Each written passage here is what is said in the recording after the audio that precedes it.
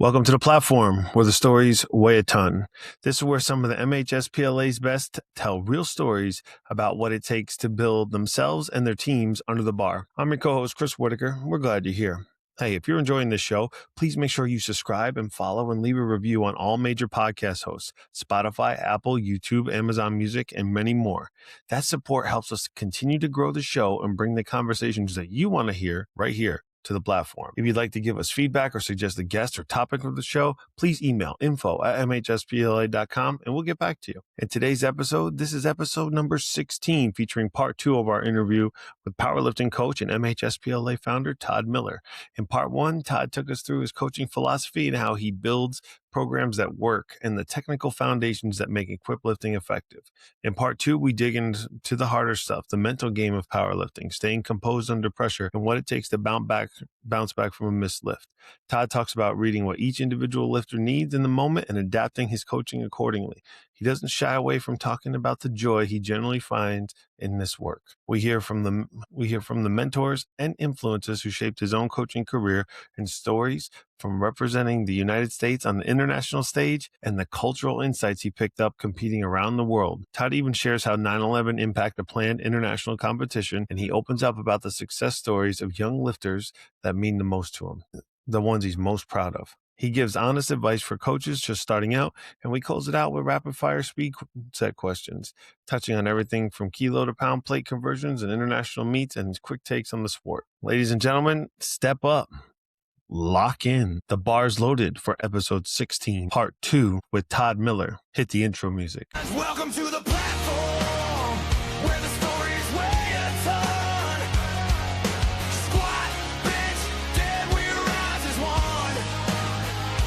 Michigan's lifters, this is our home. Turn it up, feel that fold.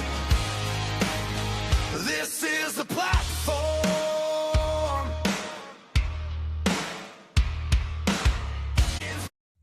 Well, and then when you get into USAPL, you better remind them of the kilos. That was my biggest struggle. Like, Oh, no, you man, go to put a plate on, and you're thinking it's 135, and it's actually like 150 something. yeah, the red plates are 155. You're 154. So Yeah, nuts. now I'm in a gym right now that's a unique gym. I've never seen one like it. The first section is very large, but it's all where the coaches do all the stuff with the individuals and the foo-foo stuff and all that. Then they got a midsection for the in-between type of person. And then they got the back where the music's playing and it's opened up and 95-degree heat and kilo plates and people are slinging them everywhere and it stinks and it's wonderful. I've found heaven, but I've never seen a gym that All three areas. all three areas. I mean, the first one is so, some days you walk in and go, oh, it smells so nice in here, and you walk, I can't believe this is a gym. Then you walk through the next one, and you go, okay, this is getting a little more like a gym should be. And it's a little more, they got all the squat racks, but they're all like CrossFit squat racks, okay? They got a ton of them, so you can bench and that. And you go into the back, and you got kilo plates and all the ER rack type stuff. And I mean, there's no air conditioning, and it is Georgia, and it's, 90 degrees already down here, 95 every day. So, man, it's just three different worlds. I walk through it and go, wow, this is interesting. I got the best of all three I can see. No, yeah, I can see that. All right. I'm going to skip down a little bit, Coach Whitaker. Mental game. Powerlifting can be mentally taxing. How did you coach athletes through a meet day, like if they were having anxiety or if they had an unusual string of missed lifts? You know how that messes with kids, right? Yeah. So how did you deal with those lifters? I think A is a cop-out answer, but I really believe in it. It's the preparation beforehand. We did a lot of understanding how a meet would go. We would sit in the dark in the wrestling room and go through what happens before a squat and your warm-ups and then what you need to do. And we practiced walking up to the rack and looking at it. Sounds, but we did it. we did it. My best lifters, we always did visualization practice. And it's a little crazy, but Louis believed in it, so I believed in it. So, I mean, he got what he did out of it and talked about it all the time. You got to visualize the lift, you got to visualize what you're doing. So I just took it as extreme and walked through a meet doing it. It took like 20, 25 minutes. And, you know, they focus and, you know, there's a little laughing now and then. You know, I made it funny at times and, you know, talked about people that screwed up before and they'd laugh about that. But I said, now learn from it right now. So we did that. And then comes meet day, prevention, seeing it. And I guess that's, if I had one big strength, my strength was seeing the lifters on meet day and understanding if they were strong or weak.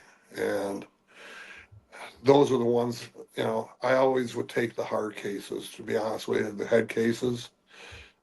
Because I'm a person that I don't talk during the meets. We don't, I don't know if you guys have noticed, but you didn't see our kids screaming, throwing belts, anything like that. Our kids were, we talked about that's just a waste of energy. Total waste of energy, just getting out there, running around, flexing and screaming and all those types of things. And I talked about we have to be calm, we have to be under composed, and we can't panic because something's bad's going to happen. In your lifting career, something bad's going to happen. It's happened to me, okay? I've bombed out of a meet before, and it's because I didn't listen to what I told you guys. And I'm never going to let that happen again. So preventing it beforehand, seeing the lifters, understanding it. You know, a flaw of mine was when I picked certain lifters, I didn't take other certain lifters. I never coached my daughters until the end, till the deadlift, to make sure they won or did what they were supposed to, because I knew my daughters could take care of themselves. They'd been around me long enough. They'd been around the sport, and they knew they were good. And they knew they caught people from behind. They knew that don't panic. You know, my better lifters knew don't panic what the scoreboard says early, okay? This is what matters late. Don't care what happens in the squat if you're bench and your deadlift are your two best lifts. Now, if your squat's your best lift, and you know, the preparation is preparing them that second, third, or fourth is not a bad thing. The preparation is you get the best out of what you can do. If they miss lifts, that's where it becomes a head game with them, because if you're programmed it right, they're having a bad day. So a lot of it was like taking them, getting them quiet area, you know, even if you're a few minutes, you know, just realize, calm down, visualize, you know, and if they miss, it depends on why they miss. You know, I've had that lifter be so anxious, they missed the commands twice. Like, okay, I mean, you got to just slow down. You know, understand that you've got a minute to get to the lift, to take the lift before the squat command or the bench command. Take your time, get set, don't hurry, don't rush, look yourself and see it through. You know, if they miss two, good luck. We got to make sure we get that third in some way. But, you know. What's your philosophy if they missed a lift? Did you have them repeat the weight? Did you allow them to move up still? Automatic repeat unless they missed it on a command and they got it easily. Then they could go up 10 max. That was my rule. If you missed it because of any reason other than a command, you're automatically retake it. If you missed it on a command, it depended on what you did. And if I say, well, how'd you feel during the lift? They go, I don't know. Repeat it. Same lift, same amount. You know, a quick answer tells me where they're at with their head and what they're doing. So, you know, a lot of them say, come on, coach, go up. I've been lifting for 3 years. No, not doing it. Not doing it. I've seen us lose lifters before. You're doing that. We're not doing it. We're going to stick with the game plan coming in. Awesome. Thank you. Protect the total and keep scoring points. Absolutely. Even if it's 5, sometimes, even if it's 5 or 10. There's so many people that don't understand that squat. Man, you got the bench and the deadlift. And if you're done after that one, you know, if you can get 5 pounds more, great. And if you're done, that's the other thing I do. I'm concerned by just scratching lifts too. I mean, if I know they don't have another in them, why waste the time trying to get 5 more pounds? It's just gonna, I mean, you got so much energy from the time you start to the meet until the time you end this meet. And at the big meets like the USAPL meets where you got to weigh in 90 minutes before, and you had to lose 8 to 10 pounds of water weight, you can't afford it, even wasting one energy because you don't have your usual strength. So, you know, often I would scratch a last third lift of a squat or bench for a lifter. I squatted a second deadlift for my daughter, Kendra, her senior year when she won the women's nationals. I scratched it. So Dan Goodrow, you know Dan probably. Dan Goodrow, who's one of the who runs the coaching committee for the USAPL now. His wife, they thought they'd won it and didn't pay attention to my third lift, and because I thought I'd go and I put in like her lift was 380 and they put it in and I scratched that one. So they go, oh, okay. And she needed like 415 to beat his wife, and I bumped up to 415, but I waited until she did her lift, and all I needed to do was go to 415 because she missed her third lift because she thought it was over because I already scratched one, and bam, we got her. A lot of crying, a lot of throwing of stuff, a lot of appeals. My daughter still won. It was true. My daughter, and that's you got to portray what you wanted to portray. There, I appealed right away the lift because they said she didn't lock. They didn't lock out, and I said she gave the command too early. You guys all saw that. They thought she was locked out and said down. And I said anyway, she was locked out, and we got it. So Dan went absolutely nuts because his wife had lost. This is a women's national championship, and Kendra's like, sorry. I said, Kendra, stand up, go in the back, and stop crying. There's nothing to cry about. You won this. We're going to wait it out. We had to wait like 15 minutes for all the arguing and fighting to get over. And Larry Maley calls me back. I go, yes, Larry. What's your final decision? He goes, Kendra won. You know that, right? Yes. Is she going to the World Championships for women's or is she going to sub-juniors? I go, sub-juniors. Okay, that's going to make it a little easier because she's going to bypass, right? Because she did win. And his wife will get to go. And I go, yes, his wife is going to get to go. You can make everybody happy here, Larry. Okay. Smooth the heartbreak over a little bit. Yeah. But, I did that day thinking back to that and how composed I was and how I immediately, when they red light, she got 1 white and 2 red, I immediately peeled and they immediately turned over. The jury quickly overturned it. And then Dan went nuts and my daughter. So Just, I don't your wanna, appeal? what's that? So Dan appealed your appeal? Oh yeah, he did. But you can't, when you appeal to the people that appeal to debate the judge, it usually doesn't go over very well. So.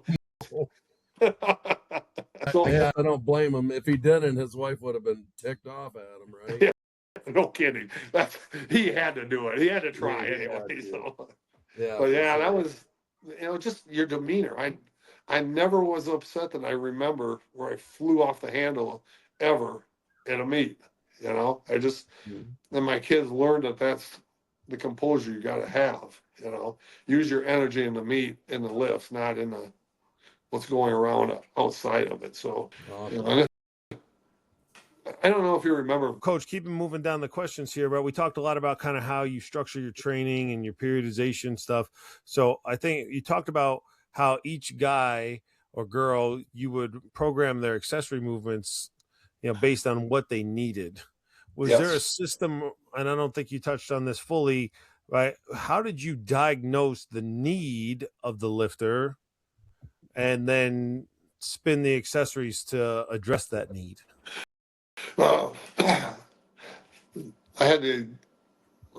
Luckily I got to watch every lifter continually lift. So that helped out with being in the class as a teacher. But, let's use the bench as an example. Okay. I'm trying to, the easiest one. Okay. We all know that the bench to get it started, once they have to get the press command, you got to you should have your lats ready to or already engaged anyway, but that's the first part of the lift. Okay. So if they're having trouble getting it off their chest here, the first few inches, I know to work their back. I know they're really weak in that area. Okay. If in the mid area here, that's where they struggle, and even I put them on a brick for an auxiliary and I see that they're really weak there. I know it's a shoulder problem. Okay. So we add more shoulder auxiliaries in. The front of the shoulder is so important for athletes.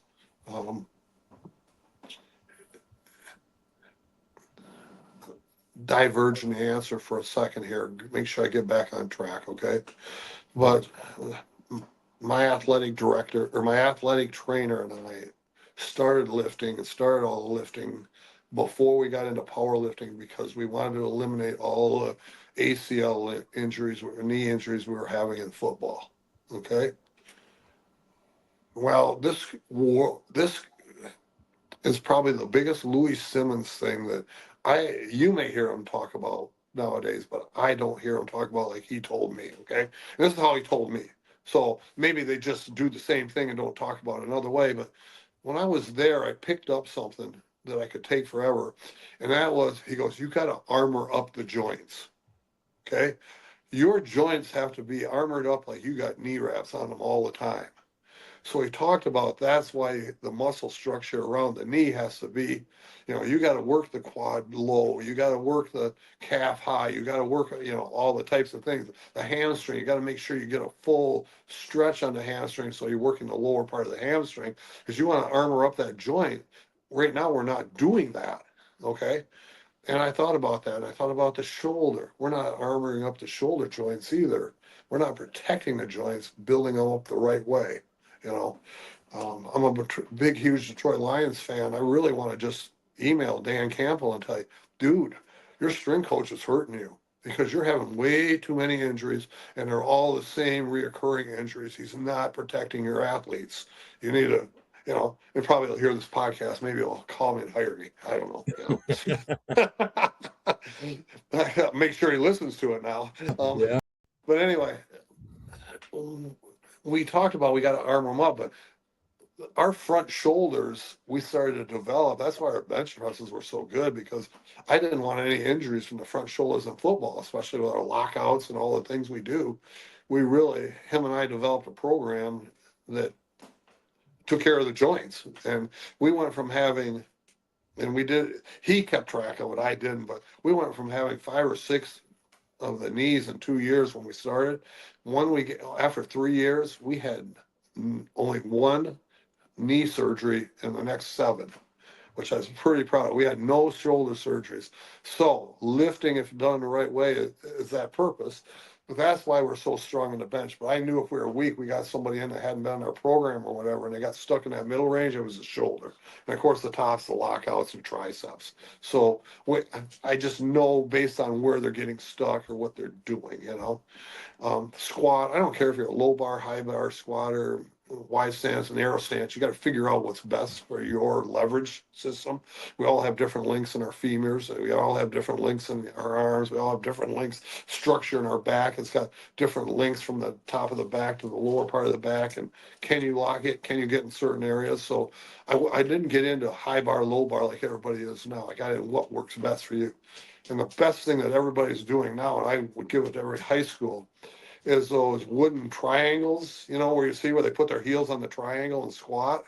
Mm-hmm. That's teaching people how to squat right. And that tells me, okay, the old Chuck Taylors are the wrong shoes to wear. All of these guys trying to squat in their deadlift shoes or low flats are wrong. We want to get the heels up as high as we can, unless you're a really good squatter. So, and on the squat, I could look at it and dissect, where they're getting stuck. Could they even get out of the hole? Do they have any hamstring stretch? Were their hamstrings even built to do that? Okay. Did they have that top lockout ability? How strong were their quads once they overtook their hamstring coming out of the hole? We just learned how to do that. And am I talking like stupid or is it making sense to you guys? Makes sense to me. Makes a lot of sense. So I started from before we even started powerlifting because we just had too many football injuries. It was just, 5 surgeries in 2 years, had to do something different. And our girls soccer team would not do it.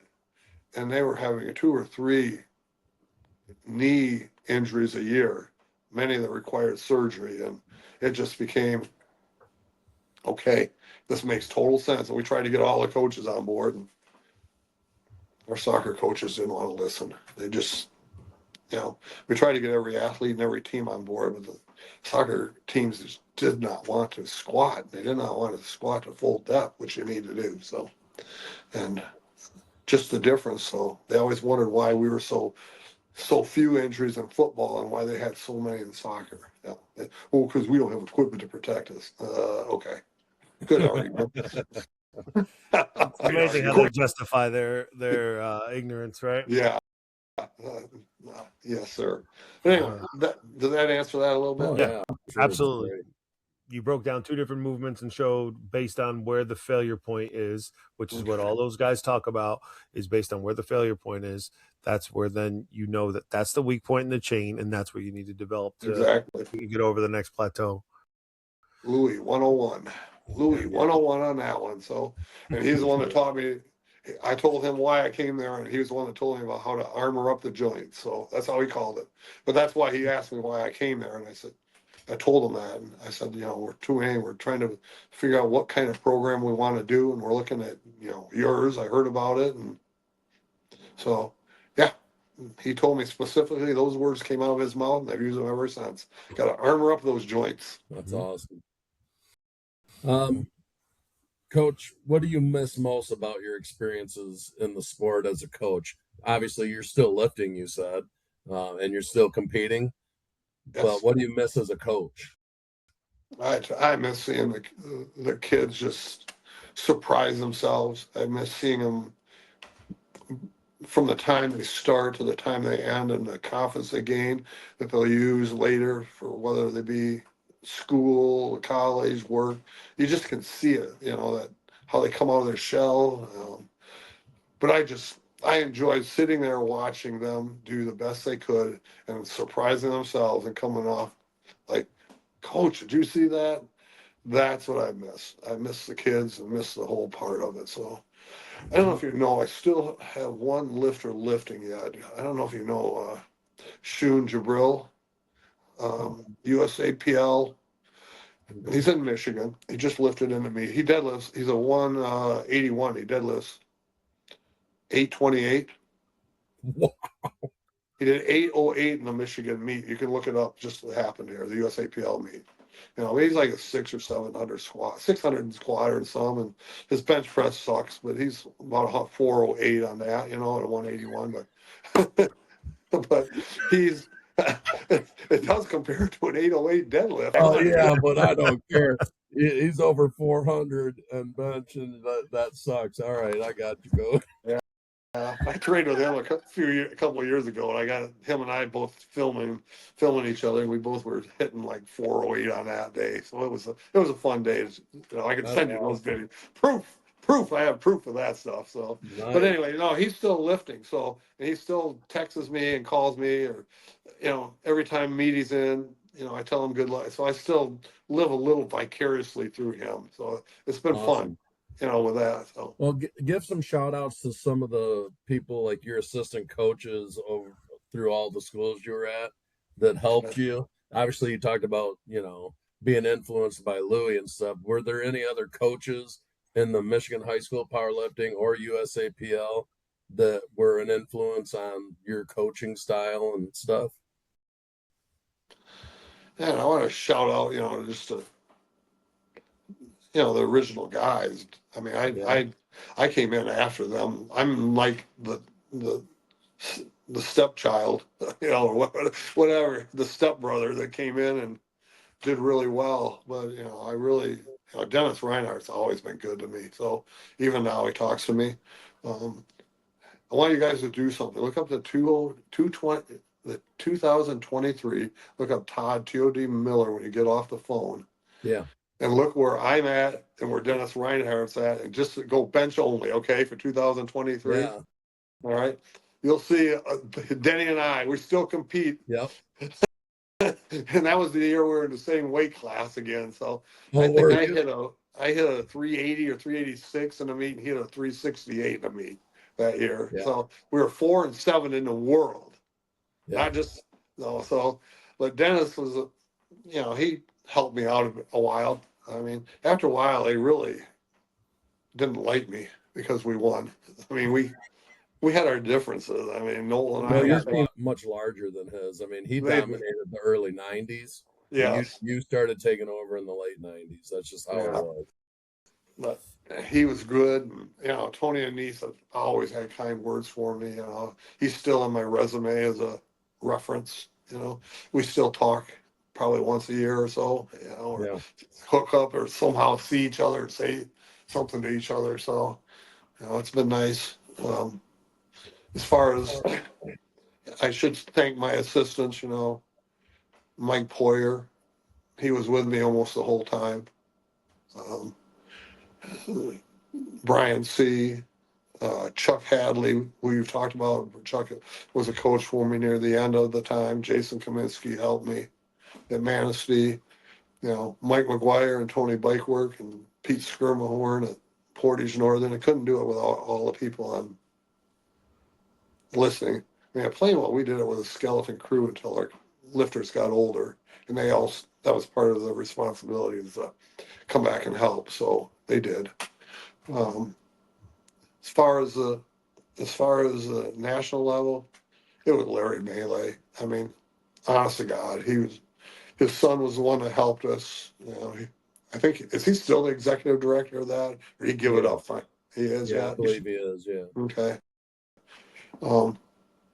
But he talked to me about openers. That was basically his philosophy. What I told you, I mean, his are a little higher yet than what I used, but he dealt with a little more higher end lifters all the time, so he could do that. But he really did help me. He let me do the sub junior, be the head coach until my new athletic director and new superintendent came in and didn't think I should be leaving during a track season or missing 3 days during a football season to do world championships. They didn't understand the level I was at. And I kept doing it, and we had a big falling out, and she fired me. And long story short, I got even with her eventually by being successful at everything. No, I understand that. Well, that's the thing. Like, some of those meets were like smack dab in the middle of football season, right? Yeah, they were. Yeah. I mean, I left, 2 or 3 of them to go to the sub junior world championships to be the head coach, and a couple of them, that were in the United States, I'd try to just miss 3 days and coach, but if I did it again, I probably would quit football, to be honest with you, because of my daughters. It was unfair. I didn't get to travel with them and see all their world championships. So I only got to see the beginning of my older daughter, because that was the ones before I got told no. So in hindsight, if there's something I really regret about the sport, I should have quit football for my daughters, to be honest with you. I mean, football is important. I love football, but I've come to realize that if I wish I could take it back and watch them lift at those championships. So, but my ex-wife went, and some of my assistants always got to be head coaches with it. So, I did like the world championship in Taiwan, the first one we went to, because we finished second, but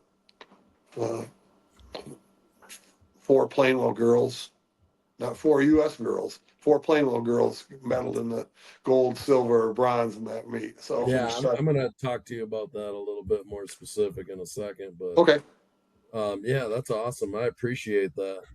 Chris, you want to start our speed round? Yeah, but I did do the quick research here. Right, in 2023, Todd Miller versus Dennis Reinhardt. There was a 5 kilo difference in 2023. 170 kilos for Mr. Miller and 165 kilos for Mr. Reinhardt. Yes, sir. So I got it. I got you, Denny. You're listening to this. We're going to be interviewing Denny next week, actually. So we'll have to have that conversation with Denny too. We'll save these stats. You tell him I'm back, but I'm 198. So let's see where he's at. But tell him it's on again, okay? That's awesome. All right, Todd. So we do speed sets here on the show. We like to quick answer questions. Some of these things you might have touched on a little bit already, but just quick first, right off the top of your brain with these. Which lift do you prefer, squat, bench press, or deadlift? Deadlift. Are you a low bar or high bar squatter personally? High bar. Sumo deadlift or conventional deadlift?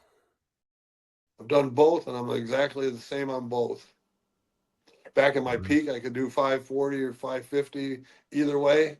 And a recent meet, I didn't sumo. I missed the first one because I didn't have strength.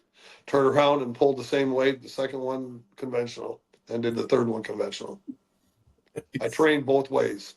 Gotcha. Do you prefer a max out rep or a rep PR? Say that one more time, please. Do you care like what weight can I do for 3 or 4 reps, or are you hey, let's see what I can get for just that 1 rep max? No, let's see what we can get for that 1 rep max. All right. That's a Louis way too. Right? Oh, yeah. Your best accessory exercise for the squat? Sumo deadlift. All right. Didn't expect that, did you? No, not at all. How about the bench press? What's your best accessory for the bench press? The block, whether it be wherever you're weak at, using a block. Oh, like board presses? Board press. Yeah, board presses, but they got the new block that's got 4 different things you rotate around it. Wherever you're weak at, I use that as my number 2 auxiliary for the bench. Nice. That, what is it? Elite FTS calls it a shoulder saver, right? And it moves. Yeah. I've got one. I'm not using it yet. I've been trying to fiddle fart with it. So I actually, that's my number 1. Number 2 would be incline. Okay. Well, I'm going to have to integrate it into my own program now that you recommend it. I would, wherever you're weak at that point. Best accessory for the deadlift?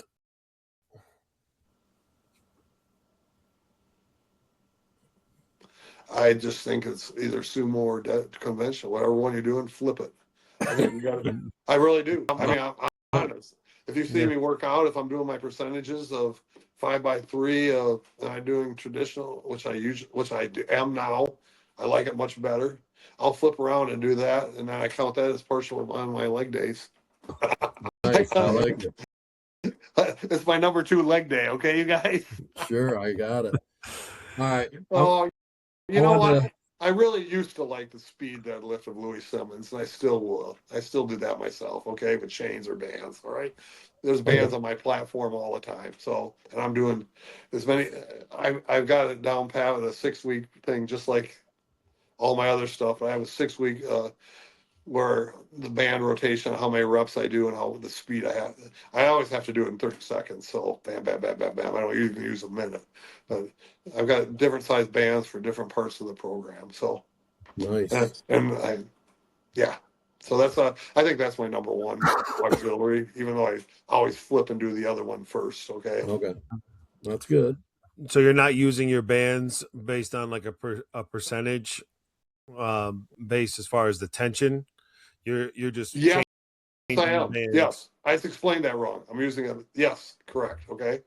So like, I got like but the bands are like on the new platforms where you can just go across the bar and put them on. They clip into the floor. Those. Yep. Yep. They got little clips in the floor. Yeah. Those are pretty sweet. They are.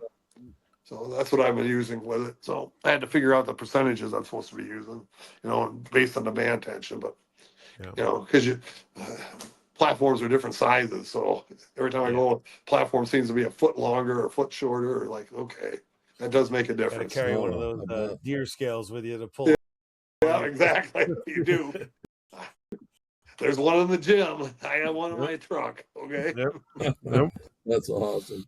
All right, so I want to talk to you more specifically about your USAPL national teams. All right, there's more to talk about. We could be here forever, but in September of 2000, all right, you're coaching the U.S. junior national team in Taiwan. Your men placed 2nd, and the women placed 3rd in the meet. Yep. What do you remember specifically about that event?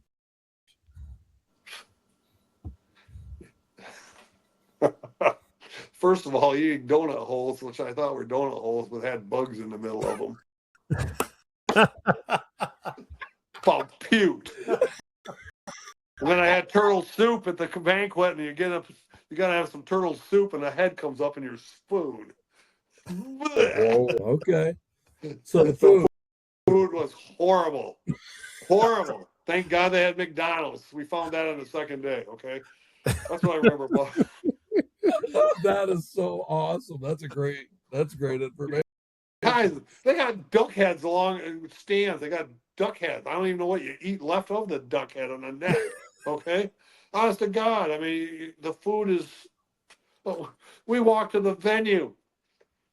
It's been a joke with all the lifters that went there because if you ever heard a lifter go meow meow to me, this is to be the joke. Okay, we walked to the venue. We had about a half-mile walk to the venue every day because transportation was sparse that they had coming for us. And we walked by and there's all these cats on this porch one day, and we walked by the next day and there's a skinned cat hanging over the clothesline. We just looked at each other and go, is anybody surprised after the donut hole? Oh, there's things. The food was horrendous. Oh, okay, I got you. What I remember most about it was Taiwan trying to make it into a pageantry. Even though it was just a junior national, they had the walkthrough of the champion or the flags and with flag bearers and all that stuff, which they didn't do at all the powerlifting championships. And they brought in, 2,000 school children every day to watch us lift, and powerlifting was pretty big in Taiwan. So that was my first experience with it. Were you I was only the assistant coach for that, wasn't I? Or was I the head coach? That's what I'm asking. I couldn't tell if you were. Nothing said if you were the head or assistant, but it was your first one, so I'm assuming you were probably the assistant. I was the assistant. They split it up after a couple of years I was there to the sub juniors when I went 14 to 18-year-olds and 19 to 23. And, they asked me what age group I wanted, and I said the youngsters because that's where all my lifters are. Yeah. Once in a while I had a lifter in the juniors, but I got to coach them and see them there too. Awesome. But it's the same thing. I mean, it was what happened. My memory about USAPL was with the Russians because they tried to take the platform one day, and that was the wrong move by me. The warm-up platforms, they were scarce, and they tried to take our warm-up platform, and I sort of threw them off, and we almost had a brawl with that. And you were drawing on your inner Rocky Balboa. I was drawing on my Rocky Balboa. I was out in Alberta. They were a lot bigger than me, and they stunk, and they were. That's awesome. But that was the starting of a relationship we had between the respect for both of me because our lifters did really well, and them. Ask me about the World Games in Germany. What happened there? That's all I want you to ask me. I'm going to actually get to that in a second. I wanted Chris and the rest of the viewers to know that in late September 2001, you were supposed to coach the U.S. sub-junior national team in Russia. Yep. But that got canceled due to 9/11. Right? Yeah, that was horrible. All right. So how upsetting was that? I mean, did you have Plainwell kids on that team? It was brutal because we were, everything's in we had the visas, we had, plane tickets, everything. And, we only had I can't remember, you probably have looked it up, but because you know more dates and things than I do, but we only had a few days to make a decision if we were going or not. And we made a decision. It's a no-brainer. We get over there, are we going to be able to get back? And that was really what we thought ahead, Larry and I, and we said that things may get hot and they may ground planes and they may not, we don't know what's going to happen, but the United States air traffic may come to a halt, so we may be stuck over there. And that's exactly what happened to some of the other teams around the world. They couldn't get out of there and they got stuck there for 3 weeks. So it was devastating to me. It was devastating to my lifters. Okay, so how many? Me as a head coach. How many Plainwell kids were on that team? Four. Yep. Okay, that's a good accomplishment, but obviously that opportunity was lost for them. Yep. So the following year, September 2022, you're the head coach again of the U.S. Sub Junior National Team. This time, you're going back to Taiwan. Wonderful. What I found out in my research is that 5 Plainwell girls were on that team. Okay, so can you remember the young ladies that made it on that team from Plainwell? You got all the names there? I do not. I want to know who they are. Erin Dickey. Okay. Caitlin Miller. Carly Nagel. Molly Denny. Uh-oh. Could be Amber Messick. Or that's my 5 guess. I know I got 4 of them right. All right, awesome. No, we're just curious. I mean, if you at any point have contact information, we would like to reach out to these young ladies and maybe talk to them about their experiences. Yeah, I talked to 2 of them today about this. So. Yeah, nice. That's awesome.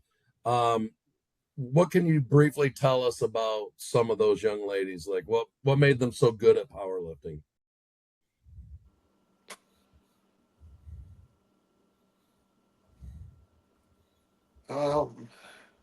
There's a little difference for Erin Dickey was the 97-pounder I referred to earlier that she had given up cross country for. Oh, okay. She really did give up cross country afterward. So she was just trying to prove, I think, to everybody that she made a right choice because she's a really good. She wasn't one going to finish first in the state meet, but she might have placed in the state meet in cross country. Okay, but she wasn't one of those superstars. So, but she just worked hard. She was just never had a whole lot of success, I don't think, in sports along the way, and this was something that she really excelled at and was proud at. She qualified for women's a couple times. After one time when I coached in Dresden, and another time after that. So she just was, I don't know. She's a good person, always treated me right. Where Carly Nagel and my daughter were just intense lifters. I mean, they weren't going to lose, you know. They just weren't going to lose, and they were going to lift, and you know, both of them lifted like 428 at 123 and 132. So, I mean, they both squatted 400 probably at some point in their career, and they're both 200. I don't know if they ever what they put together in meets. It's been so long, but I think Carly hit 1,000 at one point. I was looking at Caitlin's numbers today, and she had like a 958 at one of the meets at 132. So, so that's, you know. Yeah, they were good lifters, you know. Kendra came along and blew everybody away, but Molly Denny, just I remember Molly came from nothing and just really excelled. I don't know. They all had different traits, but they were one great family. It was the greatest, unique seeing them together that I've ever seen in any sports team or any group of individuals. So just how they took care of each other and how they was never going to let anybody down, and just the determination to do the best they could as a group. It was fun. Yeah, well, it's unique because, I mean, you know, we look through the history of stuff. Plainwell women, like 8 straight state titles. And then, you know, Whitmore Lake ends up winning 4 or 5 in a row. And then Croslex wins, I think, 9 in a row. Yep. Yeah. But it's like when women get something going, man, they keep it going, you know. They do. It's pretty unique. And the thing that stand out, and Coach Whitaker can attest to this, like the growth in the women have changed so much. And I'm sure you've seen it from your early Plainwell days to when you stepped away after Manistee. But even since 2016, this year, our state meet, we had more women compete than boys. Wow. At the state meet this year. Wow. It's just become so huge. And And you're saying exactly what I said when I left in 2016. So it's, it's just unbelievable to hear you say that since that time. So It's crazy. So, and let's, your Plainwell team's laid the groundwork, in my opinion, because they showed up with numbers and they showed up with performance. And I just think as more girls seen that at other schools, they kind of wanted to mimic that at their own school. And you could see that with Whitmore Lake and then Croswell Lex. And now we're starting to get Troy Athens has just won their 4th in a row. It's like these girls teams go on runs, where the guys, I think you're the last boys team at Portage Northern to win it back to back years. And you won it 3 times in a row. I mean, usually the boys, it's 1 year and then it changes the next year. So yeah. And the 3rd year I really can't count as mine. It really was my assistant coaches, former lifters, that did it. So because I was coaching in Manistee and helping Northern at the same time, coaching both teams. So trying to get one going and one to win a state championship. So those 2 guys, Julie and Ben Powers, they actually were the ones that I'll give them. They were the coaches. They were the state champions. So you got hired at Manistee like in the wintertime? I got hired at. Yeah, I did get hired in the winter. You're right. I got hired in the winter time. Okay. Yeah. That's crazy. My wife just said that, correct? Yeah. I got hired in the winter. So all right, cool. Those, they were the coaches. They took over and they won it without me there. So I wasn't physically there, except at the meets. I came and helped and was there. And if I wasn't coaching Manistee, I was coaching Portage Northern kids. So I got you. All right, go ahead, Chris. Coach, we're getting close to the end here, but for anybody listening to this, any coaches that are looking to start or build up their program, what's one piece of advice you would give them? Teach respect of the sport. Teach respect of, when I mean that, I mean each individual can't be the best. They can't be the first place. If a 9th place is the best they can do, pat them on the back and, teach them about how the sport actually is good, how it came about, how each person can excel at their own abilities and, don't make a mockery of the sport. Don't come in and yell and scream. You're not a football coach here. You're a powerlifting coach, and there's a different need and respect you need to have for the sport and for the kids and all that. So I think, treat everything with respect from the beginning of the time you walk into a gym until the time you got it. No need to swear. There's no need to throw a fit. There's no need to throw belts, whether it be coaches, coaches sometimes are the, I've been young. I know. I've made mistakes. So I've done some of the things I'm telling you don't do. Okay. But, don't come in being crazy. Don't come in screaming and yelling and whatever else. So, sure. Just my opinion. Yeah. Sorry if I cut you off there, Coach. So you had mentioned Erin Dickey, and I was going to bring this up. So I'm glad that you mentioned her name because her name kept popping up when I was doing some research on you. They kept referencing her, and so looked up a little bit of information, looked up the database for her. 97-pound girl. You gave us her backstory on a cross-country runner. But I want all of our listeners to know that, like, at 17 years old, she was competing in the open division. Yep. Which means she's competing against women between the ages of 23 and up. And, she was first in the country as a 17-year-old. And second or third in the world. Yeah, so I seen in 2002 was the one I found. She placed 6th in the world against women. She's 17 years old. Like that to me is amazing. And so is Erin somebody you keep contact with still? Yep. Yeah, I can show you a string of texts. She gave me more information today and made more jokes than anybody did about lifting and about us and things that went on. So yeah, definitely keep in touch with her. All right, that's cool. I appreciate you sharing that information. I'm going to let Coach Whitaker end this off for us, and we appreciate your time, Coach. It was awesome, great stories. We know now not to eat the donut holes in Taiwan. Do not eat a donut hole in Taiwan, even though they may look good. Yeah. It's a beetle too. It's a big hard-shelled beetle. Okay, you know. Oh, not the surprise you want. That's for sure. No thanks. So, Coach,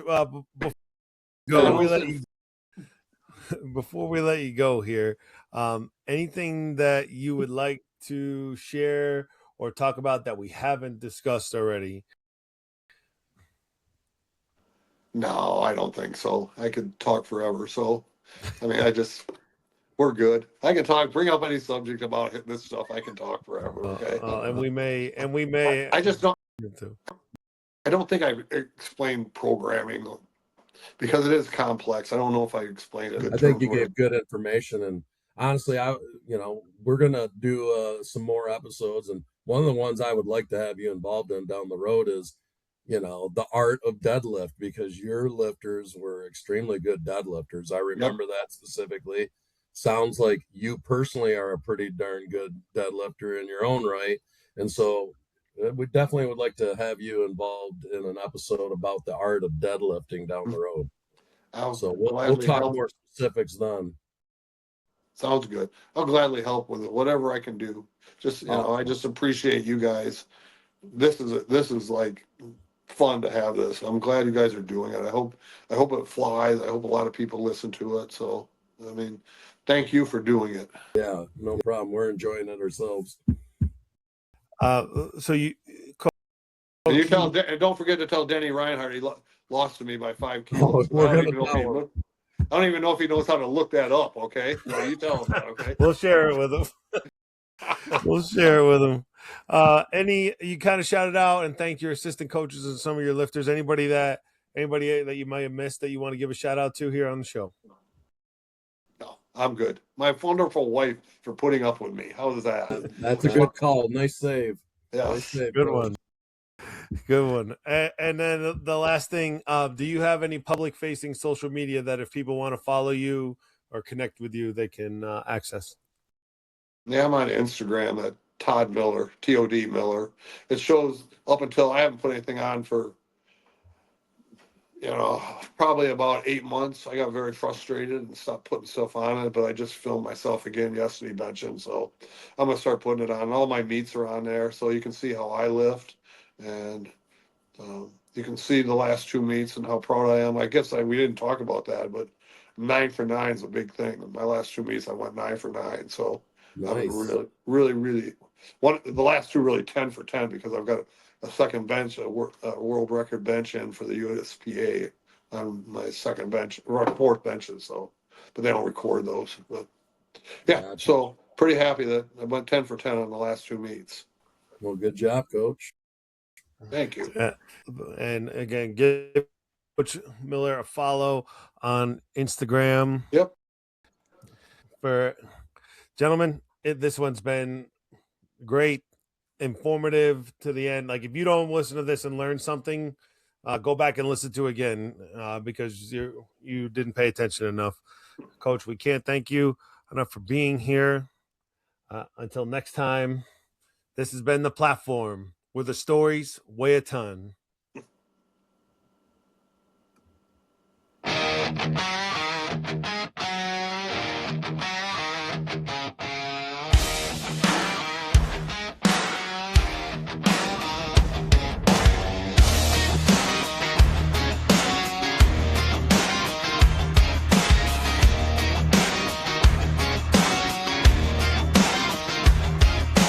Bars chopped up, clocks counting down. Another early morning in a small town gym right now. Steel on sleeves, heart in your hands. Every rep, every meet, building Michigan's strongest plans. Welcome to the platform, where the stories weigh a ton. Squat, bench, dead, we rise as one.